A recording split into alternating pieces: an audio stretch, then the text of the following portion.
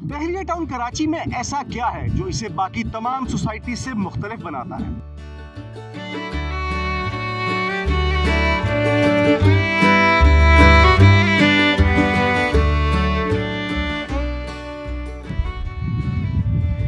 Greenery, सड़कें, security, ये तो हर सोसाइटी में होती है। तो बहरिया में ऐसा खास क्या है? बारिशों में आपने देखा होगा कि कराची का क्या हाल हो जाता है। कारोबार करना तो दूर की बात, जिंदगी गुजारना भी अजीरन हो जाती है। जी हाँ, मैं बात कर रहा हूँ पानी की निकासी की।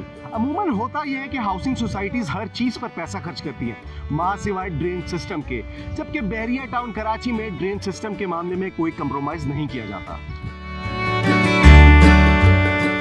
यहाँ पर ड्रेन और सीवरेज का निजाम मुकम्मल तौर पर अलग है। तो सवाल ये है कि घरों का गंदा पानी तो नदी नालों में चला जाता है, तो बारिश का पानी कहाँ जाता है? बारिशों का पानी इकट्ठा होता है बहरिया के बनाए हुए स्मॉल डैम्स में।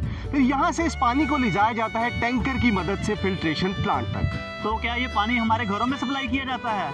जी नहीं, इस पानी के जरिए से बहरिया टाउन कराची में मौजूद तमाम पौधों को पानी दिया जाता है। इसी वजह से बहरिया टाउन कराची बाकी तमाम सोसाइटीज पर सबकत ले जाता है।